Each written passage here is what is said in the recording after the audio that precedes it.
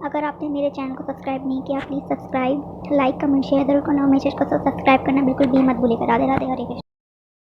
राधे हरे कृष्णा। आप सभी का मेरे चैनल पे एक बार फिर से स्वागत है वर्षा राधा कृष्ण दीवानी में। तो आज हम देवशयनी एकादशी की व्रत कथा और महत्तम बताने जा रहे हैं। तो शुरू करते हैं अष्ट मास की शुक्ल पक्ष की एकादशी। तो विस्तार पूर्वक सुनिए। अष्ट मास के शुक्ल पक्ष की एकादशी तिथि को शास्त्रों में देवशयनी एकादशी कही गई है, क्योंकि इस दिन भगवान विष्णु चारों मास के लिए पाताल लोक में राजा बलि के पास चले जाते हैं। वामन रूप में भगवान विष्णु ने बलि को वरदान दिया था कि वह हर वर्ष आषाढ़ मास शुक्ल पक्ष एकादशी से लेकर कार्तिक शुक्ल पक्ष एकादशी तक पाताल लोक में रहेंगे। इस 4 मास तक चतुर्मास कहा जाता है।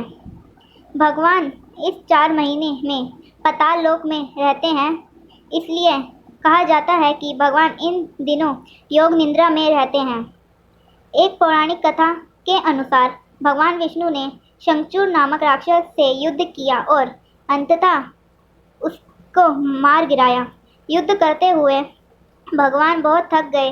तब देवताओं ने भगवान की पूजा की और उनसे विश्राम करने के लिए कहा। तब भगवान विष्णु शेषनाग की शैया पर विश्राम करने के लिए चले गए।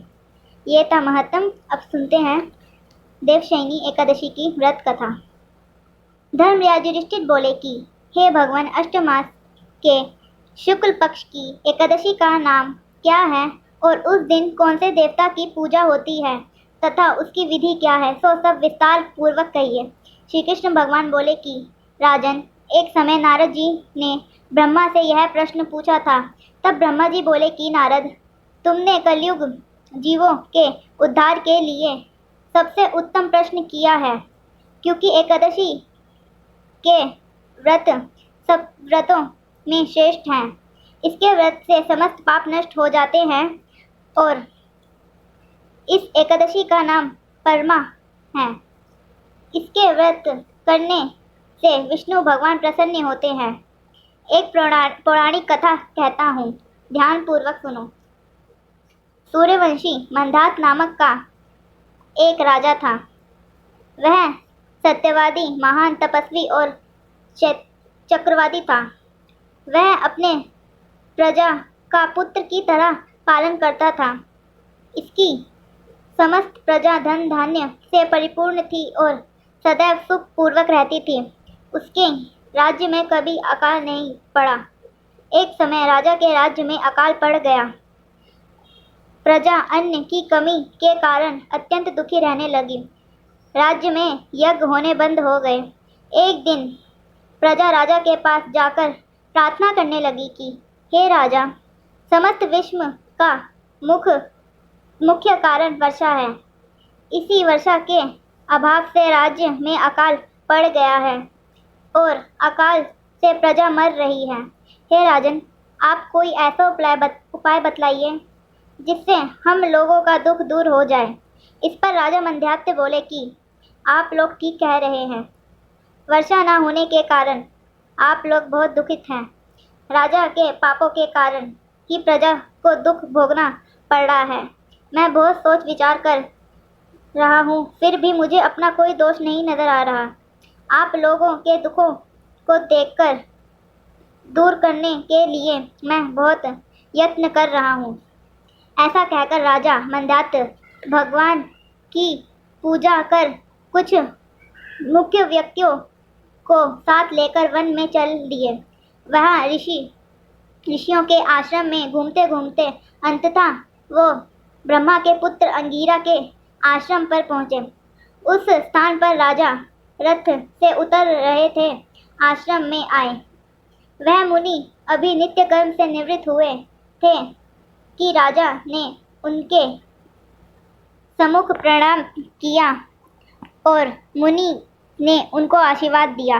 फिर राजा बोले कि हे राजन, आप इस स्थान पर कैसे पधारे हैं, सो कहिए। राजा बोले कि हे महर्षि, मेरे राज्य में 3 वर्ष से वर्षा नहीं हो पा रही है।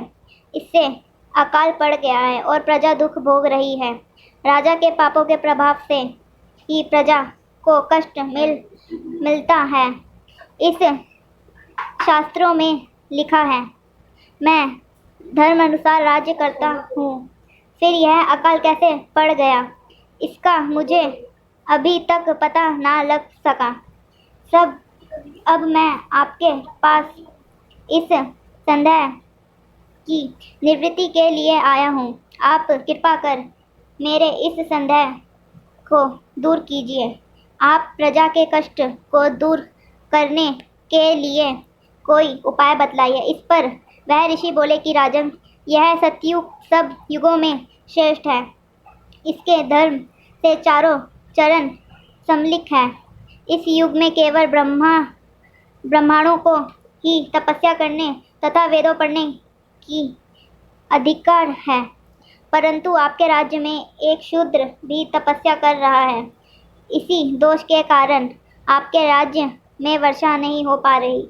यदि आप प्रजा का भला चाहते हैं तो उस शूद्र को मार दीजिए। इस पर राजा बोले कि मुनीश्वर, मैं उस निरपराधी तपस्या करने वाले शूद्र को नहीं मार सकता।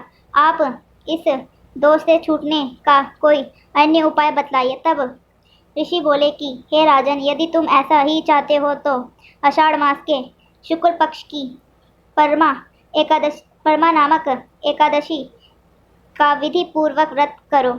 इस व्रत के प्रभाव से तुम्हारे राज्य में वर्षा होगी और प्रजा सुख पाएगी, क्योंकि इस एकादशी का व्रत सिद्धियों को देने वाला है और उपदार को शांति करने वाला है।